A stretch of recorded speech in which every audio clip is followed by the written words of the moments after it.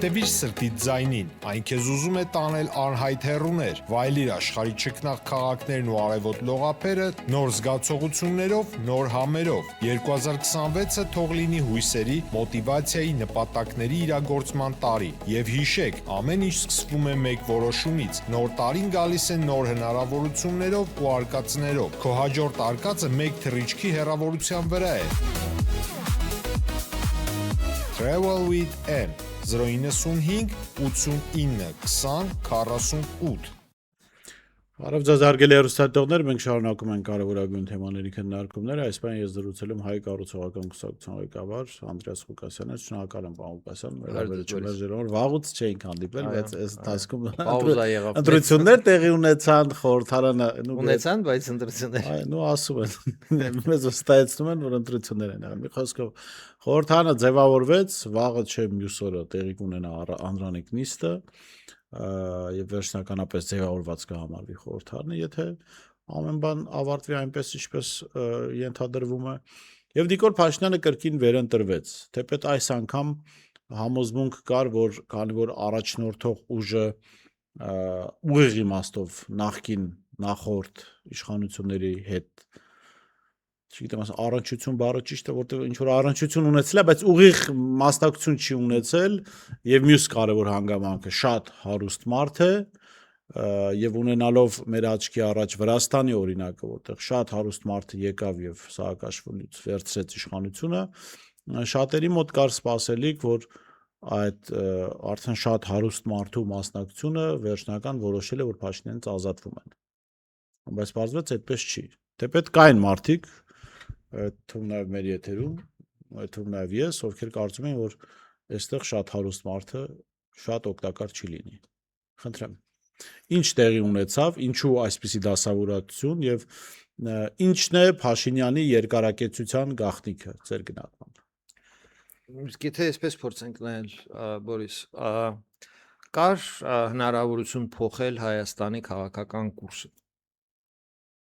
Արդյոք այս ընտրությունները դա հնարավորություն էր փոխել Հայաստանի կուրսը։ Առաջի հարց, որն է Հայաստանի կուրսը։ Ես այդ եմ ուզում ասել, ընդհանրապես եկեք ճշտենք որն է կուրսը, որտեղ։ Եվ երկրորդը պետք է հասկանալ ինչ հնարավորություններ կային այդ կուրսը փոխելու ընտրությունների միջոցով իշխանապողության միջոցով։ Որն է Հայաստանի կուրսը, սկսենք այդտեղից։ Դա շատ բարդ հարց է, հավանաբար ուղիղ պատասխան դժվար է տալ, բայց Հայաստանը կարելի է ասել 22 թվականից ինչ որ տուրբուլենտական փոփոխությունների մեջ է արտաքին քաղաքականությունը գտնվում, մեզ մոտ արտաքին քաղաքականությունը այսօր որոշիչ է ներքին քաղաքականության համար, որովհետև խաղաղություն թե պատերազմ, արևտրային միություններ, հա, մաքսային միություններ, արտաքին արևտուր, այդ հարցերը ոնց որ թե առաջին պլան են, որից շարադրվում է կամ որը որ ազդում է մյուս հարցերի վրա, էլի։ Երկրի ներսի գլխավոր հարցը միշտ եղել է եմնում է սեփականության բաժանումը, բաշխումը եւ հասարակությունը միշտ հետաքրքրված է դրանով տնտեսության զարգացումը, որը որ մենք կարծում տևական ժամանակ գրեթե չենք տեսնում։ Եթե այսպես ասած հանել այդ քաղաքաշինության շինարարության հատվածը, մյուս հատվածներում տնտեսության առանձնապես հաջողություններ այդպես չեն գրանցված։ Շատ քիչ են գրանցված,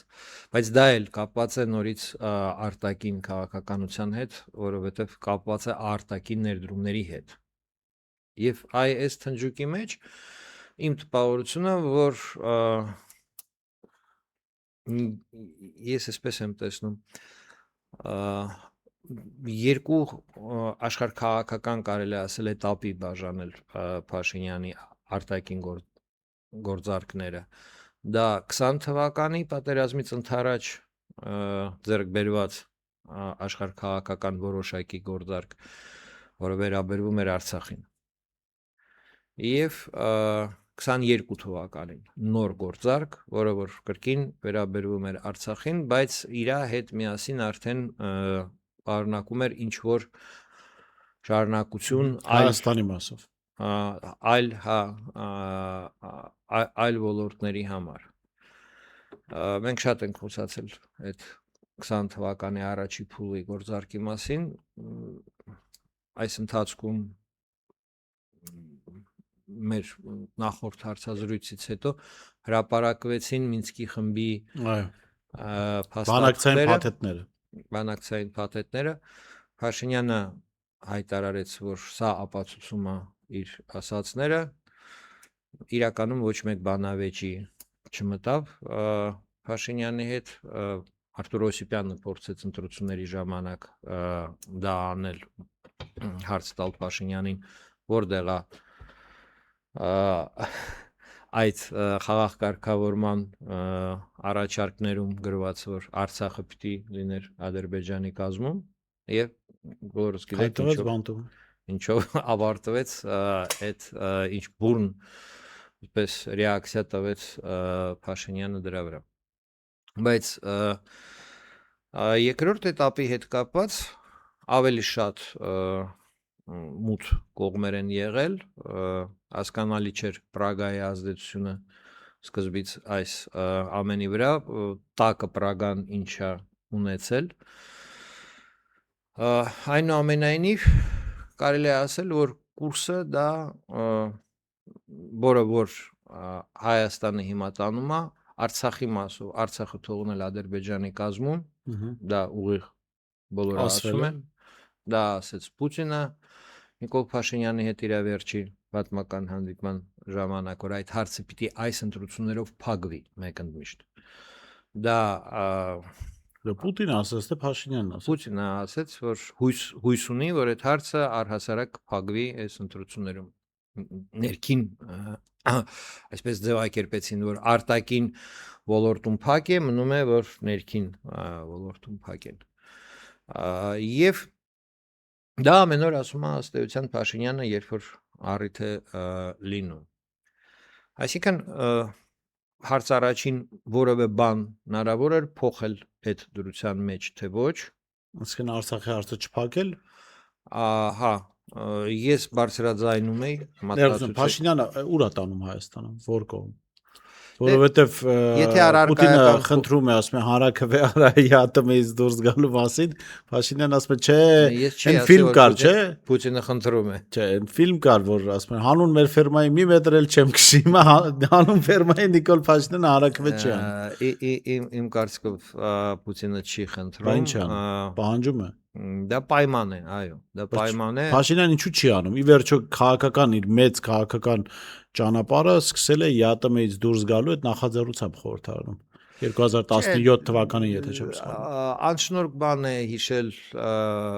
Փաշինյանի քաղաքական տարբեր պերիոդների, չէ, Հայաստանը եւ վերջ, բազմաթիվ օրինակներ։ Չէ, ուզում ասեմ, ինչի՞ չի դուրս գալիս ԵԱՏՄ-ից։ Վերջը հնարավորություն տվել են, չէ։ Ասում են հանրաքվե արա, իր վրա պատասխանատվությունը չի մնա, հանրաքվե կանի, ասի ժողովուրդը որոշեց։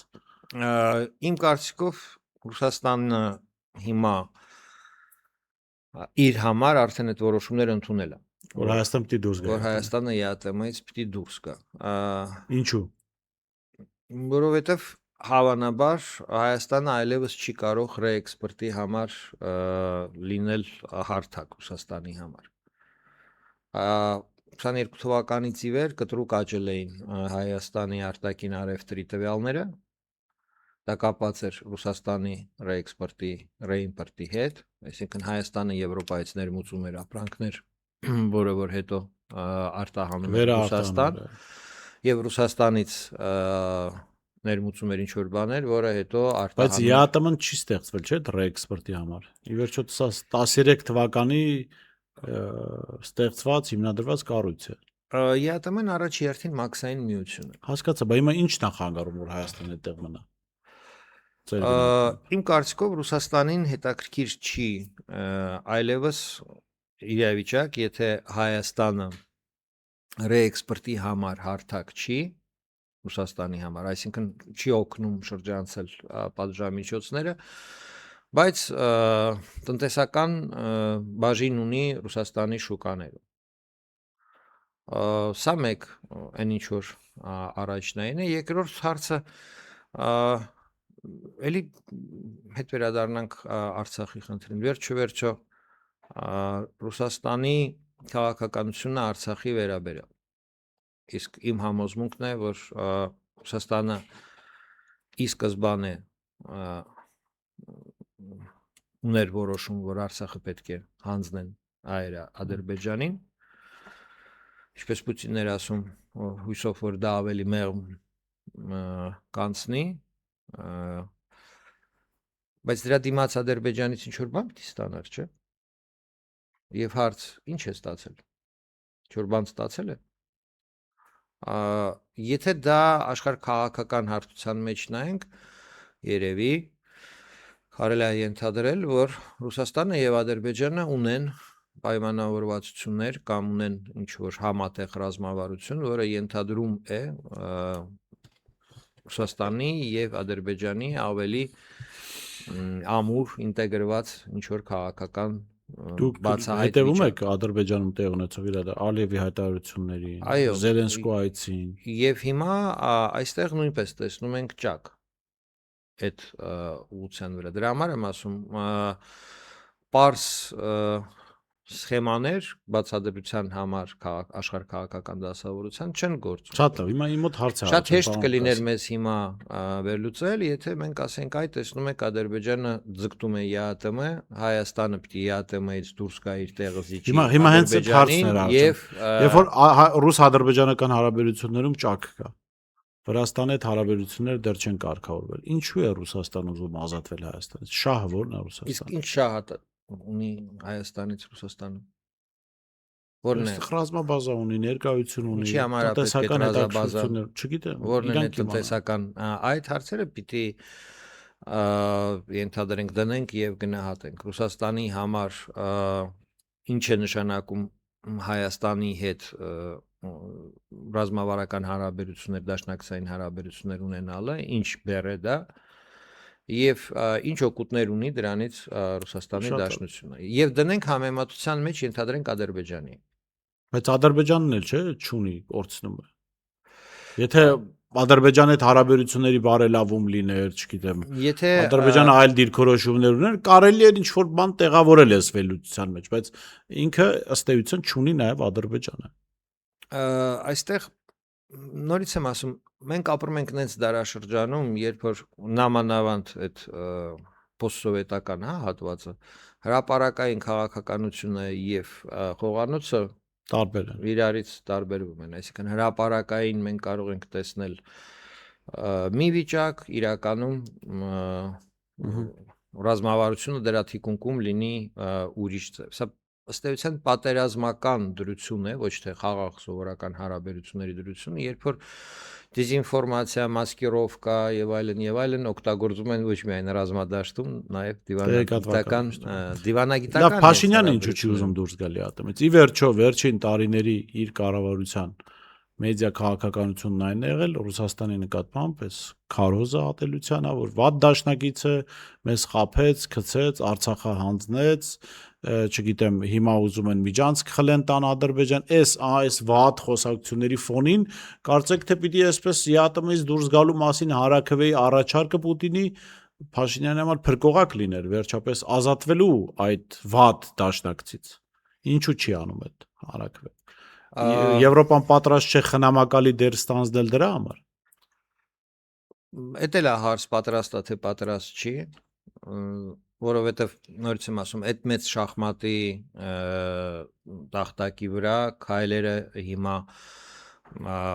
ուրիշ սովորական խաղաղ հարաբերությունների տրամաբանության մեջ չեն։ Ռուսաստանը գտնվում է Եվրոպայի հետ ամենա իր հակամարտության ծանր կետում, որտեղ եւ ռեսուրսների հաշվարկն է գնում այո, եւ իրենք կարող է դիտեն, որ դնելով Հայաստանը ինչ որ վիճակի մեջ կստիպեն Եվրոպային միջոցներ ծախսել Հայաստանի ուղղությամբ եւ այլն։ Դա էլ կարող է գործոներ լինել, բայց Բորիս ամբողջական բացատրություն դա չի տալիս այսօրվա դրությանը։ Պարզ է, որ այն ինչ տեսնում ենք, որ Փաշինյանի համար ելնելով հավանաբար նաև ներքին քաղաքական պատկերացումներից մեր բիզնեսը օրինակ, մեր օլիգարխիան ցանկանում է, որ Հայաստանը դուրս գա ԵԱՏՄ-ից։ Մեր խոշոր խոշոր սեփականատերերի զգալի մասը բանտում է, դժվար է իմանալ, իրենք ցանկանում են։ Երևի թե կուզեն, որ ԵԱՏՄ-ից դուրս սեփականության հիմա վերաբաժանում է գնում։ Մեկ ներքին process, որի տրամաբանությունը тоже միջև վերջ։ Եկեք միջև սեփականության վերաբաժանումը գալ, ինչին կգանք միանշանակ։ Բայց ընդունենք, որ պարզապես կան այնպիսի պատճառներ, որ տեսանելի չեն, որը որ ստեղծել է այս տարօրինակ վիճակը, երբ որ Ռուսաստանը ժամկետ է դրել մինչև դեկտեմբեր Հայաստանին կոնվորոշվել, այլ կերպ ասած, եթե Հայաստանը թղթով ժողովրդի որոշումով չբերի հաստատում, որ ինքը ԵԱՏՄ-ում ուզում է մնալ, Հայաստանը ԵԱՏՄ-ից դուրս կհանեն գալիք տարի։ Մոտավորապես հիմա այն ինչ որ սեղանին դրված է, սա է։ Շատ լավ, այս իրավիճակում ձեր գնահատում, քանի որ չենք հասցրել այս ընթացքում զրուցել այս թեմայի վերաբերել, որն էր Սամվել Կարապետյանի ֆունկցիան քաղաքական։ Գալ, ասենք միլիարդատիրոջ ինչին էր պետք քաղաքական process-ի մասնակցել եւ ուղղակի լինել ընդդիմություն։ Դե ակնհայտ է, որ Սամվել Կարապետյանը չէր կարա Հայաստանում լիներ անկախ ինքնուրույն եւ ինչով է չափվում ղեկավարի ուժը իր անկախությամբ։ Պարզ է, որ Ռուսաստանում այդպես մեծ սեփականություն ունեցող սեփականատեր ոչ միայն բարձր քաղաքական իշխանությունից է կախված լինելու, այլ նաև տեղական մակարդակով, հա, եթե մի քանի հատ խոշոր խանութներ ունի, հա, այդ արևտրային կենտրոններ եւ այլ, Մոսկվայի քաղաքապետը կարող է իր վրա ճնշումներ գործադրի եւ այսպես ասած պահանջի կադրային քաղաքականության որոշումներ կամ ինչ որ տնտեսական որոշումներ, դա ուժեղ վարչապետ ի սկզբանե այդ դրվածքով այդ սիտուացիայի մեջ գտնվող մարդը չէր կարա լիներ։ Հաճախ համեմատում են Իվանիշվիլիի հետ, բայց Իվանիշվիլին մինչև առաջադրվելը Վրաստանում իր ամբողջ կապիտալը դուրս բերեց։ Բայց ինքն էլ Սամվել Կարապետյանն էլ միայն Մոսկվայում չունի, չէ՞ կապիտալ։ Կիպրոսում ասում են ունի, արաբական երկրներում, Հայաստանում ունի։ Դե այդտեղ եթե Սամվել Կարապետյանը ունենար Գերմանիայում կապիտալ ենթադրենք, փաստարկը որ ինքը խոցելի է քաղաքական առումով ավելի թույլ կլներ, որտեղ իրավական պետություն է Գերմանիա։ Ռուսաստան իրավական չի։ Ռուսաստանը չափազանց իրավական է։ Ռուսաստանում սեփականատերերը խոցելի են։ Սեփականությունը պաշտպանված չի Ռուսաստանի Դաշնությունում, ինչպես եւ Հայաստանում տեսնում եք։ Եվ իհարկե Սամվել Կարապետյանը քաղաքական շրջանակներում չէր կարա դիտվեր որպես լուրջ տեխնացու վարչապետի պաշտոնին, այսինքն բոլորը ասում էին, որ սա Մոսկվայից շատ կախված քաղաքական գործիչ է լինելու, եթե այսպես իր հիմա էլ, հա, ունի մեծ ֆրակցիա խորհրդարանում եւ այլն, եւ ըստ էության այդ ֆրակցիան դիտարկվում է որպես գրեթե ուղիղ Մոսկվայից ղեկավարվող կառավարվող Ինչու՞ բայց, ասենք Փաշինյանի ֆրակցիան չի դիտարկվում, ասենք ուղիղ Եվրոպայից, Թուրքիայից կառավարվող, այս Սամվել Կարապետյանն է դիտարկվում։ Սեփականության հենց այդ պաշարի պատճառով, որովհետև որ մարդուն պատկերացնես այդ վիճակի մեջ, եթե իրեն շանտաժան են, սեփականությունը կամ այսինչ քաղաքական որոշումները, ինչ պիտի մարդը հերոսաբար հիմա շանտաժ արեցին հեծով, մարդը հերոսաբար դիմադրեց։ Դե այստեղ եւս ինտրիգ կա, այսինքն որքանով էր հեծի հետ կապված խնդիրը շարժարից Կարապետյանին մտնել, ինքը մտավ քաղաքական պայքարի մեջ այն տրամաբանությամբ, որ հեծի շրջանառության շահույթի մի տարվա փողը տա վարչապետի պաշտոնը առնի, հա, սա մի ենթադրենք մոդել, բայց համաձայնվեք, որ այդ այսպես լուրջ Իմ կեր չեն։ Հայաստանը այնպիսի պետություն չի, որ ստեղ կարաս փողով խլես աշխարհքաղաքական առանց համաձայնությունների վարչապետի պաշտոնը։ Պիտի կոնսենսուս լինի որոշակի ցանկացած տեխնացուի մոտ, որը որ հայտ է ներկայացնում Հայաստանում ղեկավար լինելու։ Կարապետյանը կարար լավագույնս ունենար Ռուսաստանի աջակցությունը եւ տեսանք այդ աջակցությունը, բայց ինքը դժվար թե ունենար Բրյուսելի աջակցությունը, դժվար թե ունենար ԱՄՆ-ի աջակցությունը եւ կարևոր հարց կապ չունի Կարապետյան, Պողոս, Պետրոս, այդ հարցը ես միշտ տվել եմ։ Գնում ենք ընտրությունների։ Որն է այն քաղաքական ուժը, որը որ օգոստոսի 8-ին Վաշինգտոնում անցյալ տարի նախաստորագրված պայմանագիրը պատրաստ է A. ստորագրել, B. Սամվել Կարապետյանի ուժը։ Բոլորը։ Որ մեկը պատրաստ չէ ստորագրել։ Հասկացա, բայց Դե մենք բոլորին կուսակցությունից սկսած Նիկոլ Փաշինյանը բոլորը ասում են ստորագրված փաստ է, տեղի ունեցած փաստ է, այլևս ես այսինքն օրինակ դուք կարծում եք որևէ հաջողություն ունենալու համար հավանականությունը մեծացնում որը մեկը պիտի դեմ լիներ դրան, ով որ հայտ էր ներկայացնում հակառակ։ Ես ուրիշ կերպ եմ նայում։ Հայաստանի կուրսի փոփոխություն կնշանակեր, որ եթե Հայաստանում իշխանության գալիս է ուժ, որը որ դնում է Ադրբեջանի առջև նախապայման։ Ինչ նախապայման։ Մենք ստորագրենք նախաստորագրած պայմանագիրը, եթե Արցախի հարցը դուք համաձայնվեք միատեղ հանձնենք դատարան, միջազգային դատարան, որ որոշի կարգավիճակ։ Հայաստան դաշինքը դա չէր ասում, Ոչ մեկ դա չէր ասում, բայց ուրիշ բան էր ասում, չէ։ Բացի հայ կարծողական կուսակցությունից, Հայաստան դաշինքը ասում էր, որ մենք օգոստոսի 8-ի ստորագրված այդ փաստաթղթերին հավելվածներ պիտի ունենանք, առաջարկներ պիտի անենք։ Ու մանրամասներ չի ասվել ինչ, գուցե նաև հայ կառուցողական կուսակցության առաջարկներն էին ներկայացնում։ Որովհետև հայ կառուցողական կուսակցությունը ազատ է իրերը իր անունով անվանել, չէ՞, սպարս բան ասեց։ Այդ Արցախի հետ կապված խնդիրը, էթնիկ զտման հետ կապված խնդիրը եւ այլն ոնց ուղղել, միակ ճանապարհը ուղղել կարգավիճակի հարցը Մինսկի խմբի լուծարումից հետո հանձնել ՄԱԿ-ի դատարան։ Սա է օրինական դաշտ հետ բերելու վիճակը։ Ոչ մի քաղաքական ուժ մասնակիցներից ազատություն չուներ, քաղաքական ազատություն չուներ, դա ուղիղ ասել։ Հավելվածներ, բաներ, դա մեծ Շատ լավ, հիմա ես համաձայն եմ Հայաստան դաշինքը երևի բոլորից շատ փորձեց ինչ որ բաներ հասկացնել, որ կարող ասենց լինի կամ նենց լինի, բայց եթե մենք բուն էական հարցին ենք վերաբերում, կուրսի փոփոխություն կարար լիներ, կային այն ուժերը, որոնք որ մեր երկրում պատրաստ էին այդ կուրսը փոխել։ Կար համապատասխան վիճակ, այսինքն ուժ ինչ է նշանակում, դու պիտի արտաքին աշխարհում քո ստրատեգիայի համար ունենաս գործընկերներ, հա, եւ հայ ժողովրդին ներկայացնես, որ այսպես ես տեսնում ու այսպես ես անելու։ Եվ ո՞ն դուք ասում եք Ռուսաստանը համաձայն էր կամ մասնակցեց Արցախի հանձնմանը։ Հավաքական արևմուտքը դրան մասնակից ու համաձայն էր։ Այսինքն կուրսը ոնց պիտի փոխվեր, պարոն Ղուկասյան։ Այդ արդեն յուրաքանչյուր քաղաքական մենք հիմա Սուդանի աջակցությունը պետք է ստանայինք, չգիտեմ, ում։ Չէ, այդ արդեն պրակտիկ հարց է, դրա մասին չնդատում բանով, հրապարակային, հա, մեդիայի տեղեկություններով, դա քաղաքականություն է, էություն։ Կա միջազգային իրավունք, կա կոնկրետ իրավիճակ, կա օրինական լուծում։ Օրինական լուծումը պարզ է։ Ես վստահ եմ ինքը պարզ է Ռոբերտ Քոչարյանին, կարող է Սամվել Կարապետյանը այդ հարցերում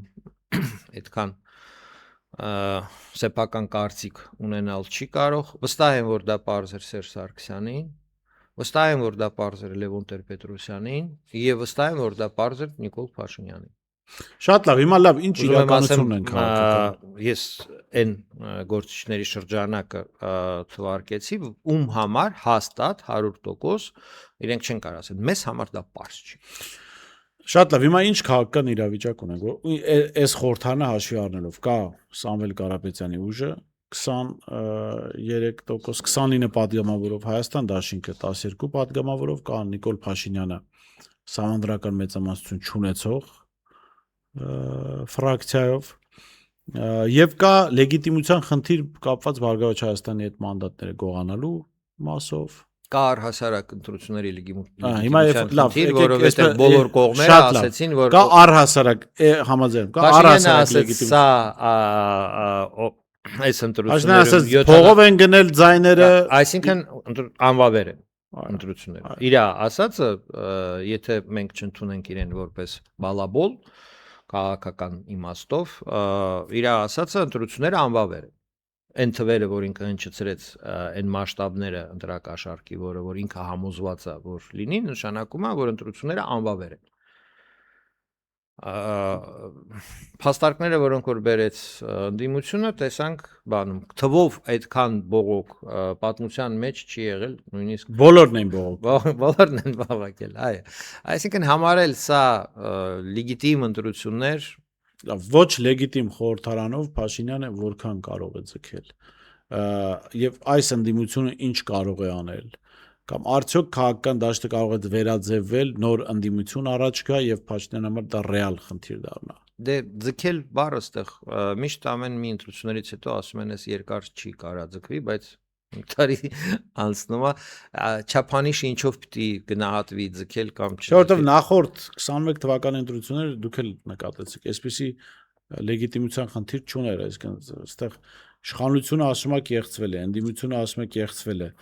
Ընդ որում, եթե ասենք Եվրոպայի տեսանկյունից նայած, բոլորը ճիշտ են ասում։ Հա, ես համաձայն եմ, որ բոլորը ճիշտ են ասում եւ իմ դիրքորոշումը այդ բանավեճում եղել է, որ երկու կողմդ էլ ճիշտ եք։ Դուք բաժանել եք կաշառք, իսկ դուք կատարել եք մնացած բոլոր այն խախտումները, որի մեջ ձեզ մեղադրում են։ Բայց իրական ամփոփումը հետեւյալն է։ Հիմա որ Հայաստանում չկա լեգիտիմ իշխանություն, դա ինչ ում համար է խնդրեմ։ Ռուսաստանի Դաշնության համար խնդրեմ է։ Հայաստանի համար խնդրեմ չի։ Մեր ժողովրդի համար Որովհետեւ ոչ լեգիտիմ իշխանությունը պետք է շատ զիջումներ անի։ Ում։ Ով ուզի։ Ինչի։ Ով կարող է ուզել։ Ինձ թվում է այդ զիջումները արդեն ում որ պետք էր առնել արված են, ում որ չի հասնում, ով որ չհամաձայնվեց հիմա, չէ, այսպես ստացվեց, որ Ցարուկյանն է հիմա կիզակետում գտնվում այդ դիմադրության շարժում, եթե այսպես պայմանական ասենք Հայաստանում այսօր ով է, Գագիկ Ցարուկյանն, չէ՞։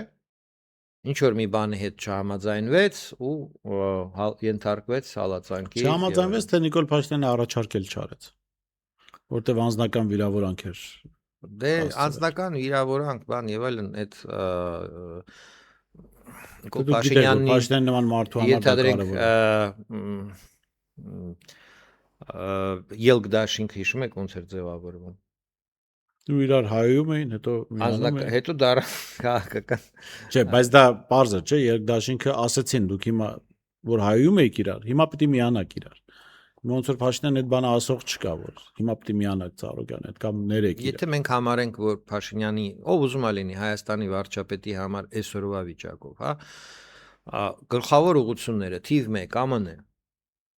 Անցյալ տարվա օգոստոսի 8-ից ԱՄՆ-ն դարավ գլխավոր ասիճը Հայաստանի համար այդ երկու դրվագով եւ պայմանագիր նախաստորագրված խաղաղության եւ տրիպ, որի հետ գալիս են ներդրումներ, գալիս է ինչ որ փաթեթ տնտեսական հարաբերությունների շահավետ է դա թե Հայաստանին ոչ շահավետ կամ որքանով է շահավետ հələ կողք տնենք այդ բոլոր հարցերը, բայց կարևորությունով երկրորդ կարևոր ինստանցիան Ռուսաստանն է, երրորդ ինստանցիան Եվրոմիությունն է, չորրորդ ինստանցիան Թուրքիան է, հինգերորդ ինստանցիան Ադրբեջանն է եւ մնացած բոլոր այդ պետությունները, այդ թվում Սուդանը, որը դուք դրեցիք, գտնվում է 164-րդ տեղում։ Բայց եթե մենք շարադրենք ըստ կարևորության եւ հա փորձենք այսպես հասկանալ, ԱՄՆ-ն պատերազմի մեջ է եւ անհաջող բոլորը այդպես են։ Բայց Հայաստանի հարևանի հետ։ Հա։ Ռուսաստանը պատերազմի մեջ է եւ անհաջող։ Ուկրաինան էլ կարելի է ասել շատ հեռու չի, ամենայն դեպս նույն տնտեսական տրամաբանական տիրույթում է եւ այդ պատերազմը ազդում է մեր հարևանների վրա։ Այսինքն մեր երկու գլխավոր ումից որ կախված է Հայաստանը պետությունները գտնվում են ճգնաժամերի մեջ արտաքին հարաբերություններում եւ ներքին։ Թրամփին ներքին ճգնաժամ սպասում է նոյեմբերին, իսկ Պուտինի մոտ արկախված է սեպտեմբերին այդ խնդիրը եւ առհասարակ ոնց որ թե ռեժիմի այնտեղ հարցը արդեն սկսվում է երբեք չի եղել քննարկման առարկա, այսօր քննարկման առարկա է։ Արդյոք գոյություն ունի կյանք Պուտինից հետո։ Այսպիսի հարցեր են սկսում մարդիկ տալ, էլի։ Есть ли жизнь на Марсе։ Դա Եվ այլն։ Եվրոմիությունը նույնպես ապրեց իր ինչ որ փոփոխությունների շրջան, բայց այնտեղ Հայաստանի գլխավոր գործընկերը Ֆրանսիան կանգնած է շտով իշխանապողության ընտրությունների եւ այլն այդ process-ների առջև։ Այսինքն անկայուն է մոտակա տարիների տեսակետից պլանավորման համար գլխավոր այդ արտաքին գործընկերների շրջանակ, այսպես եւ այդ անկայունության հետ կա Ադրբեջանի պահանջը սահմանադրության փոփոխության։ Եվ այդ Ինչ է պահանջը հիմա չի կարող իրականացվել առանց Վլադիմիր Պուտինի համաձայնության։ Ինչու։ Որովհետև Վլադիմիր Պուտինը պիտի որոշի Հայաստանում սահմանադրության հանրակրվե լինի, թե չէ։ Այսքանից հետո դեռ Պուտինն է որոշում, ասի գլխավոր ուղղությունը արդեն ԱՄՆ-ն է։ Կարապետյանը ապստամբելու է, եթե Վլադիմիր Պուտինը իրեն ասի դիր հանրակրվե այդ հարցը ասելու է, չէ։ Ես կարծում եմ, որ Բայց ասի գլխավոր ուղղությունը արդեն ԱՄՆ-ն է։ ԱՄՆ-ն գլխավոր ուղղությունը կառավարության համար։ Կառավարությունը խախուտ վիճակում է գտնվում։ Հիմա վերանանք Փաշինյանն, Պողոսն, Պետրոսն, Հասկացա, կառավարությունը ԱՄՆ-ի աջակցությամբ չի կարող ընդդիմադիր ֆրակցիաներից ստանել անհրաժեշտ ձայներ։ ԱՄՆ-ի օժանդակությամբ ուժեղ Հայաստանից ստանալ ձայներ անհնար է։ Ինչու՞ բայց։ Որովհետև ակնհայտ է, որ այդ ֆրակցիայից ձայներ կարելի է ստանալ միայն Մոսկվայի միջոցով։ Եթե Հայաստան դաշինքի ձայները հələ դեռ կարելի է ենթադրել, որ որոշակի ինչ որ չնայած Ռոբերտ Քոչարյանը նույնպես խոշոր սեփականություն ունի Ռուսաստանում, ուներ համենայն դեպս այդ ԱՖԿ սիստեմայի իր մասնակցությունը այդպես էր դիտարկվում եւ նույնպես այդ խոցելիության աստիճանը ունի, առավել եւս որ այդ Եվտուշենկոն գլխավոր սեփականատերը ԱՖԿ սիստեմայի կարծես թե ընդդիմությունա գործող իշխանություններին ինքը ավելի պատմականորեն կապված էր Պրիմակով, Լուշկով այդ քաղաքական թիմի հետ, որը որ պարտվեց, անցավ, այսպես ասած, երկրորդ պլան, դիճեց ուրիշ կլաններին, խոշոր տնտեսական կլաններին իր դիրքերը, ազդեցությունները։ Նման պայմաններում ես կարծում եմ, որ ակնհայտ է, որ Մոսկվան պիտի որոշի հանրակրվե լինի, թե ոչ։ Եվ հավանաբար Մոսկվայի խնդիրներ այս ընտրություններում այդ վետոյի իրավունքը իրեն վերապահել եւ եթե դուք դոսիեի այդ հրապարակումները կարդացել եք ոչ միայն վերնագրերը մեր մամուլի, որ դոսիեում հրապարակվեցին, այլ բուն այնտեղ ինչ է գրված, ինչ է ներկայացված եղել, այդ արտահոսքը երկու տեղից կարող էր լինել, կամ հենց այդ քաղ տեխնոլոգի գրասենյակից ում որ պատվիրված էր աշխատել ուժեղ Հայաստանի հետ, միասնության թևեր կուսակցության հետ, կամ հենց այն գրասենյակից, ով որ համակարգում էր, Կիրիենկոյի գրասենյակից, ով որ համակարգում էր Հայաստանում այդ քաղաքական process-ները, որովհետև դա ըստ էության քաղ տեխնոլոգի նամակներն են գրասենյակին, որտեղ ինքը ներկայացնում է ընթացքը, ոնց է գնում նախապատրաստական ընթացքը ընտրությունների եւ քննադատում է Սամվել Կարապետյանին, որ ամբողջությամբ տապալել է քաղաքական պրոյեկտը, որ նոր մարդկանց չի ներգրավել, հին մարդկանցով է իր թիմը ձևավորել եւ իրեն այսպես առաջարկած բոլոր քաղաքական գործողություններից, ծրագրից, որ պետք է արել, միայն արել է այդ 5000 մարդ ներգրավելու էլեմենտը որպես մասնակից, այդտեղ էլ հենց խոցեց, Այսինքն Մոսկվայում դժգոհ են Կարապետյանից։ այսինքն Կամ այդ քաղ նամակները տեխնոլոգը իր վրայից պատասխանատվությունը այդ նամակով հանում է, որ իր խորհուրդները Սամվել Կարապետյանի թիմը չի կիրառում, հակառակն է անում։ Եվ նույնիսկ այնտեղ կար այսպես կետ առ կետ ներկայացված, ինչ պիտի աներ, ինչա արվել, հա, դրան հակառակը ինչա արել, էլի, եւ այլն։ Ցաթոյանի շտաբին վերաբերվում էր նույնպես քննադատություն, որ իրենք մարտ ամսվա դրությամբ ընտրություններից ընդառաջ ունեին ընդամենը նախահաշիվ 920 միլիոն դրամի, որը որ մեդիայի համար վերնագիր դարավ, եւ հաշվետվություն 20 միլիոն դրամ ծախսելու մասին, որտեղ 923 միլիոն, որտեղ 20, որը որ հիմնականում ծախսվել էր իրենց հենց այդ շտաբի աշխատանքների վրա եւ նույնպես քննադատություններ, որ չկա մեդիապլաներ, չկա հանդիպումների կազմակերպման գրաֆիկ եւ այլն եւ այլն։ Այսինքն այդ փաստաթղթերից հրապարակված կարելի է երկու բան դատել, որ ռուսական կողմը ուզում էր, որ դա հրապարակվեր։ Հիմա դա Կիրիենկոն է արել, թե այդ Գլասկովը, որ ներգրաված էր որպես պոլիտտեխնոլոգ, որտեղ հավանաբար դա պատասխանատվությունից ազատվելու խնդիր ուներ, այդ հրապարակումը ավելի վերև ինստանցիաներում, վերևին, հա, ուղիղ, այսպես ասած, մեդիայից զեկուցելու եւ հավանաբար երկրորդը ինչ որ բացահայտում է, որ ներտեղական քաղաքական այս թիմերը իրենք ինչ որ ուրիշ պատկերացումներ ունեին արդյունավետ արդյունքի հասնելու, քան իրենց խորհրդատուները ինչը որ առաջարկում էին, այսինքն այդքան էլ ոնց որ ասած Մոսկվայի օժանդակությունը գործնականում օգտակար չեղավ, որովհետև մենք մեր սեփական ճանապարհով գնացինք, այդ սկզբունքը գործեց այդ քաղաքական ուժերի մոտ։ Բայց նորից եմ ասում, արդյունքը Ռուսաստանի համար իմ կարծիքով բավարար է, որովհետև Ռուսաստանն ունի վետոյի իրավունք այսօր ազգային ժողովում, եւ եթե sense գրեհիկ մակարդակի իջացնենք, եթե Իլխամ Ալիևը կարող էր ենթադրել, որ իր համար ծրի է լինելու Հայաստանում սահմանադրական այդ սահմանադրության փոփոխության հարցը, հիմա ինքը պիտի Մոսկվային մուծվի։ Իմ համոզմունքն է, որ առհասարակ Արցախի հետ կապված հարցը, երբ որ Ալիևը ուղիղ ասում է Մինսկի խումբը մեզանից ուզում էր Արցախը խլել եւ այլն, լսել ենք, չէ, բայց մենք կարողացանք, ո՞նց կարողացանք։ Այդ ոնց ստացվեց, որ կարողացաք։ Եթե ուզում էին, ոնց ինչ գործ պատերազմ սկսեցին։ Ավելի պարզ պատասխանը փողն է։ Մենք առանք դրանից հետո պատերազմ սկսեցինք։ Բայց պատերազմի իրավունք առանք պատերազմի իրավունք եւ առանք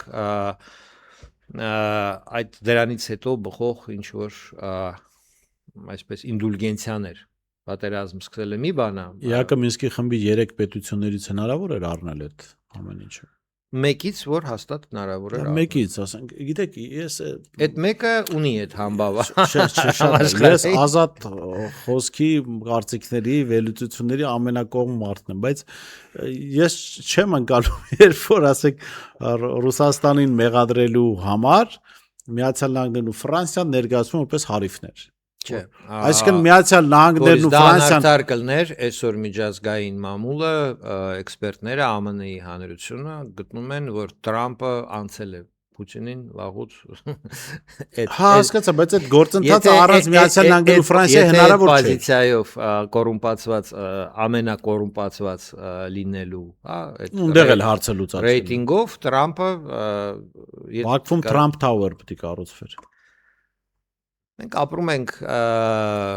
անոնիմ էլեկտրոնային փողերի էպոխայում։ Թաուրները եւ այլն տեսանելի բաներ են, բայց եթե Դուրովը ինչ որ մի բան այնտեղ իր բորսայով փոխանցեց, դրա համար շատ դժվար է հայտնաբերել ով, ինչ, ում եւ այլն։ Իսկ երբ որ Տրամպը պարզապես իր սեփական բիտկոինը ունի, հա, այդ Տրամփ կոին, թե ոնց է կոչվում, այդտեղ ընդհանրապես էլ ամերիկացիների մոտ պիտի լինեն այդ հարցերը, էլի, մեզ մոտ չէ։ Ես նորից եմ ասում, ճաշակի հարցա կամ քաղաքական ինչ որ, հա, ճամբարի հարցած էս կամ են էությունը կա օրենքը ոնց կարա շրջանցես փողը։ Չէ, ես շրջանցել է համաձայն եմ ձեզ հետ, ճաշակի հարցը, բայց մենք այստեղ փորձենք իրականությունը բացահայտել, որովհետեւ մի բան ակնհայտ է, պատերազմը, որ սկսվեց Հայաստանի դեմ եւ որի առիթը նաեւ Նիկոլ Փաշինյանը կոնը տեղեկատվական դաշտում ապահովեց, չէր կարող սկսել առանց Մինսկի խմբի համանախագահների առնվազն լուր համաձայնության։ Կարար սկսել, բայց այստեղ ես կողմ չեմ որ մի կողմի վրա թողնում ենք տպավորություն ստեղծելով թե այն երկու կողմը որ գերտերություններ են կողմը Միացյալ Նահանգները այսպես օթեին կարար լիներ դասավորություն Հայաստան, Ռուսաստան, Հայաստան, Ադրբեջան, ընդդեմ Ֆրանսիա, ԱՄՆ։ Ընդ որում ԱՄՆ-ի նեյտրալ դիրքորոշմամբ Ֆրանսիան ավելի հակադարձված։ Իմ կարծիքով, եթե մենք այդ աշխարհ քաղաքական դասավորության հետ վերադառնանք, դա կարող էր լինել նման պայմաններում։ Այսինքն, եթե Ադրբեջանը ուներ Ռուսաստանի հետ համատեղ որոշում, Ռուսաստանը շահագրգռված էր դրանում, եթե Հայաստանի ղեկավար այդ պայն Փաշինյանը պատրաստ էր այդ դարձնել իրականություն, եւ եթե ԱՄՆ-ն ուներ իր այնտեղ հետաքրքրությունների բաժինը, որ իրեն հնարավորություն կտար դե մենք տեսնում ենք արդյունքում Ռուսաստանը կորցրեց Արցախի մասով։ Ես այդքան էլ դրա համար չգիտեմ ինչքան խելամիտ են որոշումներ կայացնողները։ Ռուսաստանի համար Արցախի պրոյեկտը պրավալ է, որովհետև իրենք ձգտում էին իմ կարծիքով բնականաբար պահել իրենց զորքերը այնտեղ, դրա համար հարկավոր էր որ արցախցիների մի մասը մնա, դա չստացվեց եւ դա մեծագույն պրավալ է եւ այդ սուր պոլեմիկան դու ես մեղավոր Պուտինի եւ Փաշինյանի միջև դա նաեւ այդ իմ գնահատականով բան ունի, ով է մեղավոր որ վերջում այսպես եղավ Ալիևի տեսակետից իրեն գցեցին Եվ հիմա Ալիևին, որպեսզի այս իրավիճակից էթնիկ զտման, հա, այդ բերից դուրս գալու համար, այո, պետք է ինչ-որ լրացուցիչ ջանքեր, լրացուցիչ ռեսուրսներ, իրենց դեպքում փող, որովհետև երբ որ հարկավոր է ինչ-որ մի հանցագործություն ջրել, վերջո մեր կյանքի պրակտիկայից, հա, դատախազներին կա քրեական հանցագործ, կա քնիչ, կա դատախազ, կա դատավոր, բոլորին չէ, պիտի գնան փող բաժանեն, որ այդ հանցագործությունը ինչ որ ձևով մեղմ նայեն եւ այլն։ Հիմա Ադրբեջանը այդ վիճակում է, մեղավոր համարում է հայերին բնականաբար, կասկածում է Ռուսաստանի վրա, որ Ռուսաստանի մատը խառն է, որ ինչ եղավ, որ սենց եղավ վերջո, եւ կանգնած է փաստի առաջ, որ լրացուցիչ գործողությունների համար պետք է լրացուցիչ վճարի։ Եթե Փաշինյանը ունենար, այսպես ասած, ես համոզված չեմ, որ Փաշինյանը ցանկանում էր ունենար սահմանադրական մեծամասնություն, ինքը պիտի դա ցույց տար։ Բայց եթե ունենար ոչ մի արգումենտ, ինչի ինքը անվճար, կոպիտ ասած, սահմանադրական հանրաքվե գումարի չէր լինի։ Իսկ հիմա կա խոչընդոտ, հիմա կա պայքար, հիմա կա Գագիկ Ծառուկյանը բանտում է, տեսեք մենք այսպես ասած խլում ենք, ջախջախում ենք, հայկական օլիգարխիան դեմ ենք իրար։ Այ մյուս ընտրություններին, որ սահմանադրական մեծամասնություն լինի, համեցեք։ Համեցեք։ Շնորհակալ եմ։ Պարոն Ղուկասյան, հետաքրքիր զրույցի համար ես շեշտում զրուցում եի Անդրեաս Ղուկասյանի հետ, տեսություն կհանդիպենք։